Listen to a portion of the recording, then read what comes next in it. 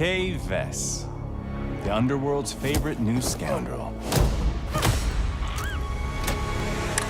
Hey, Jim Tacey here. What's up, everybody? Before we get started, just wanted to thank Ubisoft and Massive Entertainment for gifting me this code for Star Wars Outlaws. Hashtag ad, hashtag Ubisoft creator, all of that good stuff. Very appreciative. But yeah, today we're going to be reviewing Star Wars Outlaws. And oh boy, was I excited for this one. I'm a diehard Star Wars fan ever since I was a little kid. And, you know, this being the first open world Star Wars game, I'm just freaking stoked, dude. I'm so excited and just wanted to get this chance to review the game with you guys. So far, I've got about 25 hours in the game, so haven't beaten it yet. Just wanted to clarify that, but just, you know, wanted to give you the context of how much I played. I played on a PC. I played on an Xbox Series X. I played on an Xbox Series S, and as you go through this review, you're going to see different footage cut up from different versions of the game just to show you the whole experience, because, you know, that's very important to me, and I wanted to share that with you guys as well. So just, you know, to break down some of the aspects of the game, core concept, the game is called Star Wars Outlaws, set during the reign of the Galactic Empire, in between episodes 5 and 6. So, you know, Han Solo, he's on ice. Luke, he's off in the wilderness, you know, training again. Lando's wearing Han's vest, all that good stuff. We are taking control of the character Kay Vess, brand new character to the Star Wars world. She's a smuggler who's trying to free herself. She's trying to achieve greatness. Big hook in the story is she takes a first job, she takes an early mission, and it goes bad. Throughout the course of this game, there's going to be a variety of locations. So we start off on Canto Bight, you know, from everyone's favorite movie, The Last Jedi. So glitzy, so glamorous. We go to Tashara, which is an arid moon. Again, another new planet to the Star Wars world in the Tashal system. We get to visit the capital city, Mirogana. Has the classic trappings of an iconic Star Wars location. You know, lots of beautiful vistas, lots of open world plains, lots of you know, dense dank alleyways. And then there's a smaller town, Jonta's Hope, again part of the open world, so you're going to be going all over the place. You also get to go to planets like Tatooine, obviously classic Star Wars planet, literally in the very first movie. And you get to go to Kijimi, again from the sequel trilogy, Star Wars Episode 9, Rise of Skywalker. So you're going all over the place, man. You're really getting to visit, you know, the whole galaxy. You have the whole galaxy in your hands. Yeah, so another big part of this game is factions. Since we're playing a smuggler, we're trying to make a name for ourselves, right? So we're going to come in contact with different gangs and gangsters from all over the galaxy, from the core worlds to wild space, outer rim, mid rim, all that stuff. You're going to come into contact with different clans like the Hutt clan, obviously run by Jabba the Hutt at this point. The Pikes, which were first introduced in the Clone Wars, and then also featured in the Book of Boba Fett show. Crimson Dawn, which most people know from the Solo Star Wars movie. And then they added some new clans. The Ashiga clan, which is like this tribal gang based off of this hive structure. And then we get the Zarek Besh, which is a new gang that you're going to see in most of the big story cutscenes without trying to get into too much spoilers. Set during the original trilogy, Galactic Empire definitely involved, definitely trying to, you know, get a piece of the action. And so, yeah, there's just all these different factions that we're going to come into contact with. What's so cool about this game is you get to choose who you want to ally with, you know, what's going to go down. Kay Vess, again, is our main character. We have Nix, our little pet buddy. He's a Mercal. You get ND5, a former Separatist droid commando that's gonna, you know, jump into the squad. We get other characters like Jalen, so on and so forth. So there's a reputation system, like I mentioned before. What's so cool about it is that you get to make so many choices throughout the course of this game. Do you want to side with the Crimson Dawn because they have dirt on you? Do you try to side with the Pikes if they're in control of, you know, Tashara, for example? You get to make those choices, right? And so that's what's so fascinating about this game. Star Wars Knights of the Republic was so good about that because they really, you know, immersed you in the galaxy far, far away by letting you make those choices and influencing your story, right? Which is fantastic. There's Womp Rats in the game and you can pet them. You can pet all sorts of cool, cute animals in this world and in this game. So questing, there's all sorts of quests. You're going to get stuff like contracts where you talk to, basically a broker, and they're going to, tell you, hey, go here, hunt this guy down, sabotage the supplies for another, rival gang. Just part of the natural open world, environment. There's bounties. You're going to be able to hunt people down, dead or alive, Mando style. Because it is an open world game, there is resource gathering. You're going to use that to fashion new armor, weapons, upgrades to your speeder, your ship, all that good stuff. In the open world section, there's going to be like spontaneous events, right? So I was just driving my speeder bike across Tashara, and I saw some pirates attacking a nice little farm. And so I stopped over because they were contacting me over the emergency comm link, and I was like, hey, I'll help you out. Fought them off, earned some goodwill in the community, maybe earned a couple credits as well. Let's talk about the gameplay real quick. The gameplay is really solid. Again, I played it on a PC. I played it on an Xbox Series X in fidelity mode and performance mode. Performance mode does feel pretty smooth. It does feel like it's hitting 60. And then fidelity mode on Series X is going to be 30 FPS, which again, for a single player game, that doesn't bug me. I know for a lot of other folks, it might. That's going to apply to the PS5 version as well.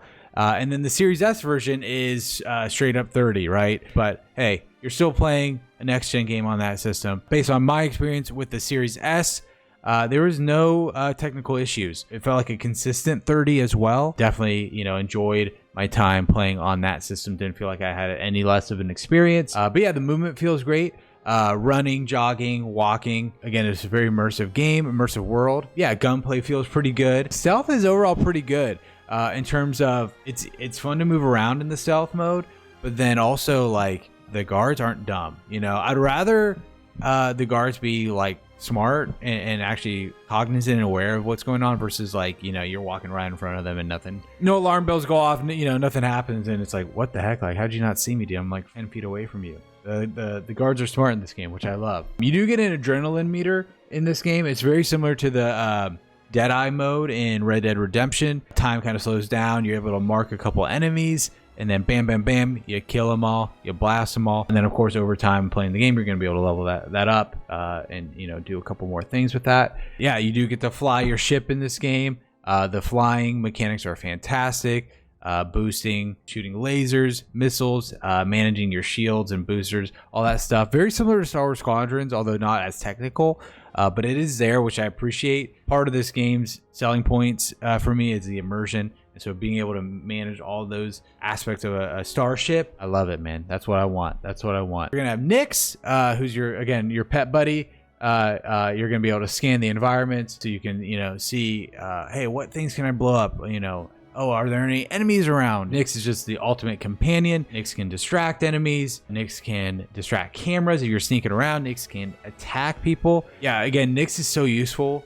You can use Nix to steal credits from like a bar. Like I was just walking around in a bar in Tashara, and I was just like, oh, man, what is that? Is that credits? I was like, oh, I could always use another extra couple credits in my pocket. So can't really kill people or hurt people in a major way. The attacking definitely incapacitates them, while you can run up and punch them in the face or shoot them or do whatever you want to do. There's a bunch of awesome like mini games, like hacking mini games. There's horse betting, so you're gonna be able to bet on fathiers, I think they're called, and so that's super fun.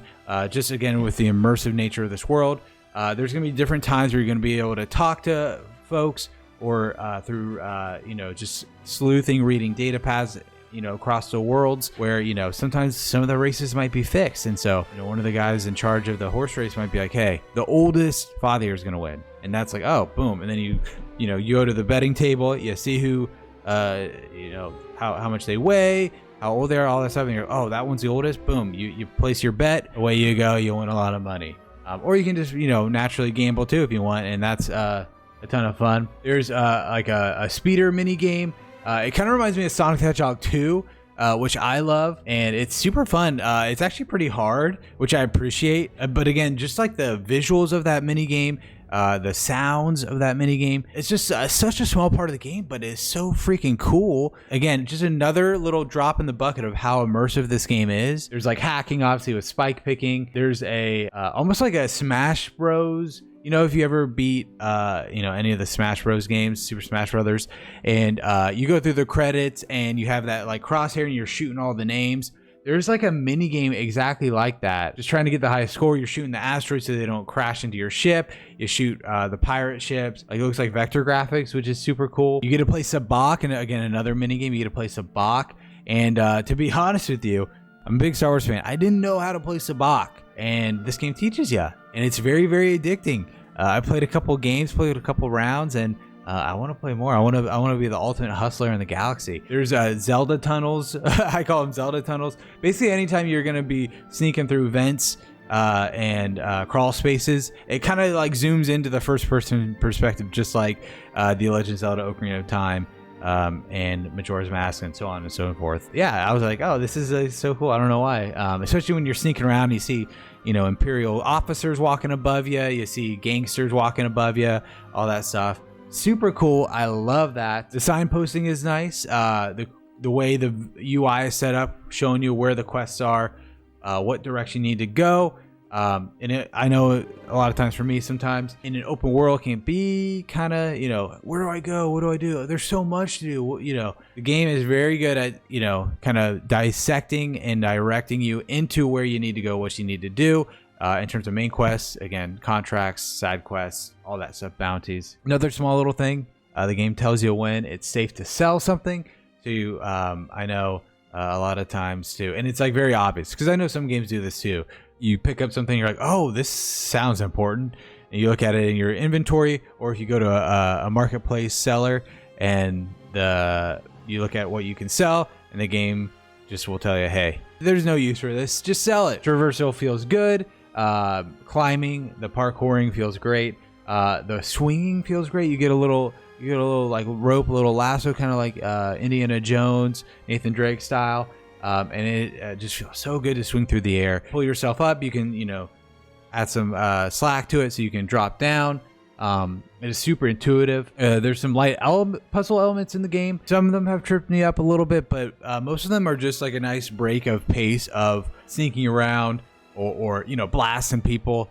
So it's a nice like way to break up the gameplay for me in terms of, okay, how do I get over here? Or, how do I take down this ray shield? You do get some temporary power weapons. You get like a assault rifle. Basically, you get like a sniper. You get all sorts of different guns. A grenade launcher. I got a grenade launcher once. I love how you only get them from defeating enemies. You can't put them in your inventory forever. So basically, anytime you crawl through a vent, or if you climb up somewhere or anything like that, you're going to drop it. It's only useful in that context. Your main tool is your blaster, which you're going to be able to modify, and the fact that the game lets you mix it up every once in a while in small short bursts. I want to talk about the tech real quick. Quick resume does work again on Xbox. The graphics are fantastic. Again, playing it on PC, it looked amazing. Playing it on Series X fidelity mode looked amazing. And then even on Series S, like, it still looked great. Like, I was just stunned. And if you guys know, Massive Entertainment, they worked on games like The Division, Avatar's Frontiers of Pandora. So if you ever look at those games, they can bring the heat on the technical side of this video game development process. Because arguably, Avatar Frontiers of Pandora, one of the best looking games on this generation, if not the best. So this game is right up in that category, right up in that tier. It's fantastic. There's this cool little 21:9 cinematic mode. I didn't use it all the time, but it was cool to play around with because it makes even the normal gameplay sections feel like a movie. And if you're a Star Wars fan, or if you're checking out this game, you'll want this game to feel like a movie. There's haptic feedback. I did not expect that. Again, I'm playing on Xbox. I'm sure on PlayStation 5 it goes even crazier. The haptic feedback in terms of the individual rumble in each controller feels so good when you're shooting your blaster, when you're on your speeder bike.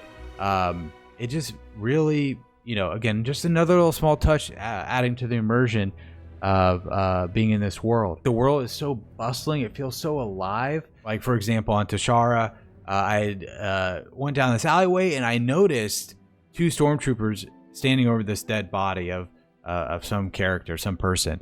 Now, I don't know if they killed that person or if they just, stumbled upon it, but I was like, whoa, okay, like this is kind of crazy. They were like, hey, get out of here. And I was like, hey, no, I ain't gonna argue with you guys. But then I came back later after I doing another main mission and it was gone. And I was like, okay, that is such a nice touch, because a lot of times video games will just have, you know, characters standing in the same spot for the entirety of the game, or for like, you know, a whole act, you know, multiple missions, whatever. And it was like, no, it was like literally like 30 minutes of gameplay, boom. There's so many beautiful vistas in this game. You can just sit back, you know, sit at the bar, sit on, you know, a little shelf and just enjoy the view, man. This game is so gorgeous. Again, some of the cutscenes are amazing. Again, massive entertainment, the best at what they do. A couple cutscenes during like the main story are freaking legit, like almost like Blur Studios level quality, if you guys know what that is. The music is fantastic. Every time I boot up the game, oh my gosh, the heavy bass, the synth, it's intense, dude. It gets me hyped, it gets me going. The sound effects are great. There's some tarp, similar to like when Mandalorian shows up in Book of Boba Fett, and you encounter that same tarp and you crawl through it, and it makes the same sound effect. Blaster sounds sound great. Incorporate different audio, I feel like, from like the prequels and the original trilogy, even the sequels. With a Star Wars game, the music is always a challenge, right? Because John Williams literally nailed it from the jump. And it's like, how do you like iterate on that and evolve on that with the music? And the composer for Star Wars Outlaws did a fantastic job of adding their own flavor into this, you know, wide, massive galaxy. The soundtrack is fantastic. So talking about in terms of the open world nature of the game, it's the first open world Star Wars game, which is fantastic. Made by Massive Entertainment again, right? They made Division, Avatar, Frontiers of Pandora. I like open world games, and I know some people out there have common criticisms about open world games, or maybe Ubisoft style open world games. And for me, this game transcends all those criticisms. But I had such a fun time just exploring the world. The gameplay and the traversal is so fun. It made those moment to moment, minute to minute gameplay elements just so addicting that I wanted to keep going, wanted to keep exploring the open world, wanted to keep completing those quests, those side quests, those bounties. And so I thought the open world design was fantastic. Cosmetics and customization. So you're going to be able to change Kay's outfits, you know, gun wraps, speeder paint jobs, ship paint jobs. There's a lot of different customization to the game. And so there's going to be a ton, you'll just have to see for yourself, but tons of Easter egg and references to other classic Star Wars projects, characters, worlds. There is a season pass. So there is DLC coming our way here. Has me hooked. I know it's getting me excited to keep playing the game. You're going to get some stuff day one. You're also going to get some stuff over time. You're going to unlock 2 additional expansions coming after launch. You get a day one exclusive mission with Jabba the Hutt. I mean, who doesn't want to hang out with, you know, the galaxy's most fearsome gangster, right? You know, additional skins and cosmetics for Kay and Nix. The first story pack is called Star Wars Outlaws Wild Card. And then the second story pack is Star Wars Outlaws A Pirate's Fortune. So you're going to be meeting characters like Lando Calrissian, maybe Hondo Knock, I don't know. But yeah, you're going to be able to meet a ton of other characters, and they're all coming out within the next couple months. So a reason to keep the game installed.